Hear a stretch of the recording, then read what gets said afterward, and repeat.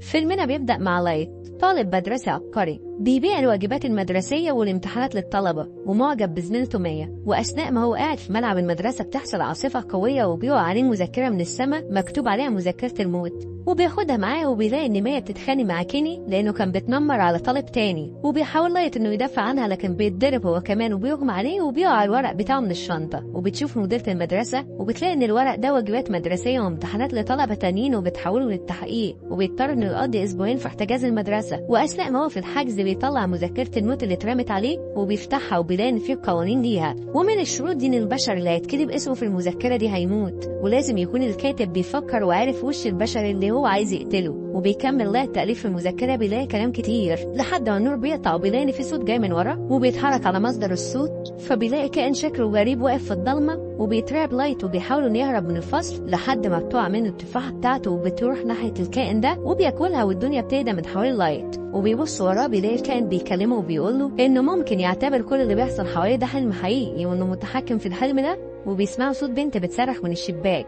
وبيروح لايت يبص من الشباك بيلاقي كان اللي ضربه قبل كده بيتنمر على بنت تانية، وبيقترح عليه الكائن ده انه ممكن يجرب المذكرة اللي في ايده عن طريق انه يكتب اسم كيني فيه، وبيقول له كمان انه ممكن يحدد طريقة الموت بتاعت صاحب الاسم المكتوب بالطريقة اللي يحبها. وبيكتب اسم كيني في المذكرة وطريقة الموت اللي هي قطع راس، وبيقولوا الكائن انه بيتفرج على كيني وعلى اللي هيحصل له. وبتكون ست ماشيه بحاجات في ايدها وبتقع منها فبتخبط في كرة سله في ايد شاب، وبيجري ورا الكرة وبيعدي الشارع فجأة وبيقف قدام عربية ماشية وبتحوت فجأة، وبيكون السبب ان العربية شايلة سلم معدني وبيجي راس كيني. وبيقولوا الكائن ان في ايده قوة عظيمة يقدر يستغلها، ولو رفض يستخدمها يسيب المذكرة في اي مكان وينسى اللي حصل وبيختفي الكائن فجأة من قدامه. وبيجي نهاية اليوم وبيكون لايت قاعد مع والده وهما بيتكلموا عن رجل عصابات اسمه أنتوني واللي قتل والدته وبسبب نفوذه خرج من السجن وما اتحكمش. بعدها بياخد لايت تفاحة وبيطلع يكمل قراءة في مذكرة الموت، وبيشوف ان في قوانينها ان كل صفحة المذكرة فيها نفس قوة الموت وان ممكن اي شخص يستخدمها ويكتب فيها، لكن الحارس هو بس اللي مسموح له ان المذكرة تفضل معاه بعد 7 ايام، غير كده هتختفي من الوجود وتختار حارس جديد. وبيلاقي ان في حد كاتب في المذكرة ان مفيش حد يثق في ريوك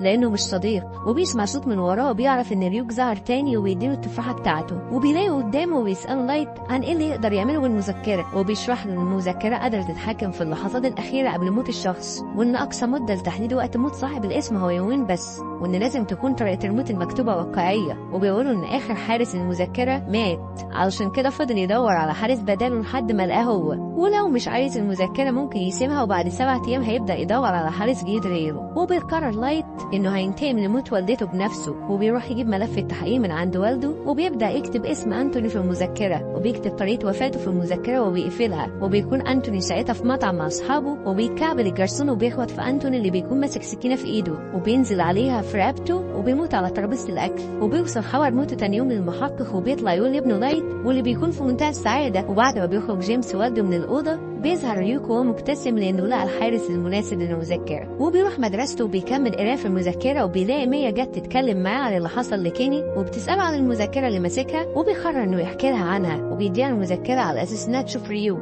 ولكن ريوك بيهزر وبيقول للايت إن اللي يقدر يشوفه هو حارس المذكرة ومحدش تاني يقدر يشوفه. وبيحاول لايت يثبت لمية إن المذكرة قادرة تعمله، وبيفتح أي بث مباشر للشرطة على اللابتوب بتاعه وبيلاقي إن في مجرم واخد رهين في محل وبيهدد بقتلهم، وبيكون اسمه وصورته على الشاشة. وبيكتب لايت كلام في المذكرة وبنلاقي إن المجرم طلع من المحل وبيعمل التحية العسكرية من نفسه، وبتيجي عربية شرطة بتشيله من مكانه وبتموته. وبيفتح لايت المذكرة لمية وبتلاقي إن نفس الكلام في المذكرة هو اللي حاصل في الأخبار. وبيبدأ لايت ومع مية إنهم ينتقموا من كل الأشخاص اللي ارتكبت جرائم وفلتت منها، وبيوهموا نفسهم إنهم أبطال بيحققوا العدالة. وبيقدر لايت إنه ينتقم من أي شخص زي اللي بيعذب الناس وبيتحمى بسلطته وبيخليه ميت متكهرب لدرجة إن راسه بتنفجر. وبيفكر لايت إن العالم لازم يعرفه حتى لو باسم مستعار، وبيختار اسم كيرا اللي معناه الضوء بالروسية وفي الياباني معناه السيد المظلم. وبيتشير كيرا في العالم كله بشكل سريع وبتنتشر أخباره بسرعة البرق في كل مكان، وبيقدر إنه يتحكم في الضحايا بإنهم يكتبوا اسم كيرا على الحيطة قبل موتهم. وقتل 6 مدانين محكوم عليهم بالإعدام في قارات مختلفة، وفجر إرهاب بقنبلته وسط رجالته.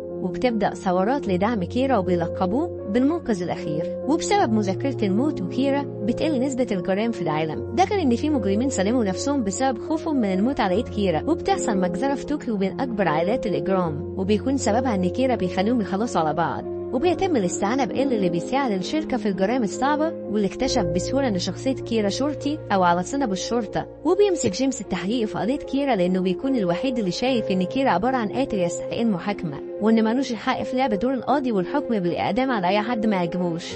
وبيلاقي جيمس إن المكتب بتاعه مقلوب من زمايله اللي بيأيدوا كيرا، وبيقابل واتاري مساعد إل وبياخدوا مكان التحقيق اللي عامله إل، وبيقول إنه طلبه بالاسم عشان يساعده في التحقيق بتاعه لأنه من أكفأ المحققين، وكمان لأن كيرا موجود في مدينته مش في اليابان، وإن أول ضحايا كيرا كان المجرم اللي أخد رهان في المحل وبعدها مات، وإن كل الناس ترجمت تصرفاته إنها بسبب المخدرات، إلا إن تحليل السموم بتاعه ما كانش فيه أي تأثير للسموم. وبيطلع إل في مؤتمر على الهوا مباشرة وهو مغطي وشه، وبيستفز كيرا عشان يثبت نظريته، وهي إن كيرا بيقتل بس لو عارف وشه واسم الشخص اللي عايز يقتله. وفي نهاية اليوم بيرجع جيمس بيته وبيكون لايت مستنيه عشان يستفسر عن إل اللي ظهر في التلفزيون، ولكن والده ما بيدوش المعلومات اللي هو عايزها. وبيجي تاني يوم وبيقرر إل إنه يراقب كل عائلات أفراد الشرطة اللي منهم لايت علشان يتأكد من نشاطاتهم، يمكن يكون واحد هو كيرا. وبيعرف لايت إنه متراقب من الشرطة، وبيقابل ميا وبيقول لها إنه لازم يقلل استخدامه للمذكرة عشان محدش يشك فيه، ولكن ميا بتقترح عليه إنه يوصل لأسماء وأشكال كل أفراد الشرطة المسؤولين عن المراقبة ويقتلهم كلهم كنوع من التحذير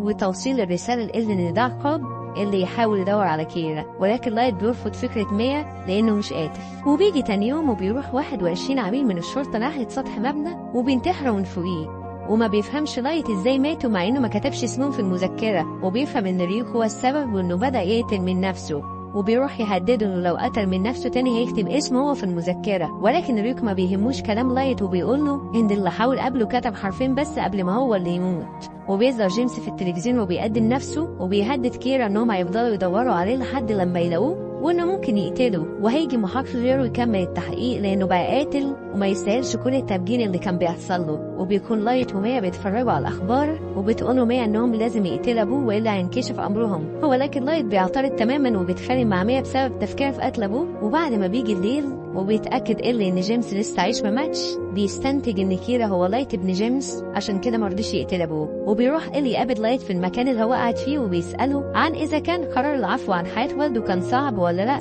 لان هو متاكد ان هو كيرا وانه مستني الدليل عشان يقبض عليه ويدفعه ثمن قتل 400 شخص حوالين العالم، وانه بدأ لعبة مش هيقدر يكملها. وبيفضل لايت سامعه لحد ما بيقولوا انه مش هيكمل في اللعبة معاه، وساعتها هيشوف مين اللي هيكسب في الاخر. وبيروح البيت وبيلاقي ميا موجودة بتتأسف له عن فكرة قتل ابوه اللي قالتها له، وانها كانت خايفة تخسره لو انكشف، وبيسامحها وبيقول لها انه قرر يقتل إل بمجرد ما يعرف اسمه لانه خلاص شاف وشه، واللي هيساعده في معرفة اسمه هو واتاري المساعد بتاعه. وبيفتح لايت المذكرة وبيكتب فيها ان واتاري هيكشف اسم إل الحقيقي دي، وانه هيتصل بيه ويقوله الاسم وبعدها يموت في يوم 12 اكتوبر الساعة 7. وبتسأله ميا لو ناوي يقتل فعلا المساعد بتاع إل عشان يعرف اسمه الحقيقي، ولكن لايت بيقول لها ان من قوانين المذكرة انه لو حرق الصفحة اللي فيها الاسم صاحب الاسم مش هيموت، ولكن ريوك بيحذره وبيقوله ان ليه فرصة حرق صفحة واحدة بس. وبيلاقي لايت ان تليفونه بيرن من واتاري وبيقوله انه ما يعرفش اسمين الحقيقي، بالرغم من انه كان مسؤول عن تربيته من بعد ما خده من دار القديس مارتن، والمسؤول عن تجهيز الاطفال عشان يبقوا من اذكى محققين العالم، وكان دايما بينادوه باسم إل بس. وبيأمروا لايت انه يسافر للدار ويدور على اسم إل ويرجع له تاني قبل يوم 12 الساعة 7.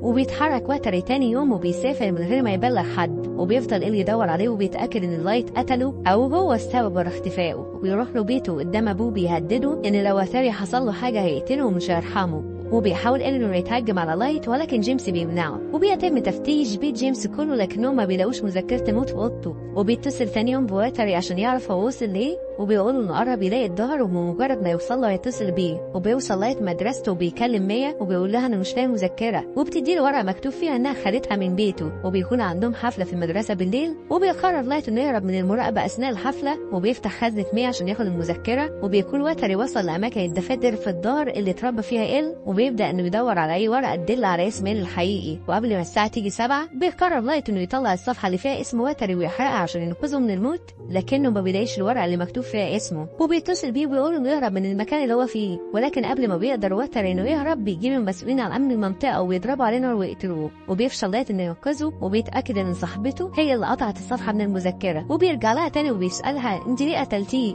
وبتقوله انها انقذته زي ما انقذته قبل كده من المراقبة اللي كانت عليه، وانها هي اللي قتلت ال 12 محقق عن طريق انها راقبت العميل اللي كان بيراقبه وكهربته بالإلكتريك وعرفت اسمه من المحفظة بتاعته، واجبرته باستخدام المذكرة انه يكتب كل اسماء زمايله زمايله ومديره في الشرطة وخلتهم كلهم ينتحروا، وبتقول إنه قدامه إنه ينسحب لو خايف يستخدم المذكرة تاني، وبتهدده إنه لو ما ادالهاش ساعتها هو اللي هيموت في نص الليل زي ما هي كتبت في المذكرة، وإنها هتحرق صفحته بعد ما تبقى هي حارسة للمذكرة. وبيجي لإل مكالمة إن واتر اتقتل في الدار، وبيقرر إنه يروح يقتل لايت وينتقم منه. وبيجري لايت على مكان المذكرة وبيلاقي إن كلام هي حقيقي، وبيكون جيمس ادى تعليمات بحماية ابنه من إل، وبيدوروا كل العملاء على لايت عشان يحموه. وبياخد لايت المذكرة وبيفتح موقع المطلوبين للعدالة، وبيكتب في المذكرة أسماء كتير، وبيهرب من المدرسة وبيبعت لمية مكانه لحد ما إل بيشوفه في الشارع وبيطارده وبيقبض عليه وبيهدده بالقتل. وبيقول له لايت إن السر كله في كتاب التفاضل والتكامل. وبيطلع راجل من المحل اللي جنبهم وبيقول له إل إن ده كيرا. هو لقى كده الراجل نفسه بيطلع من مؤيدي كيرا وبيضرب إل على راسه وبيغمى عليه. وبيوصل لايت للمكان اللي بعته المية على تليفونها إنها تستناه فيه، وبيحاول إنه يبعد عن الناس والشرطة. وبيطلعوا على ألفرسويل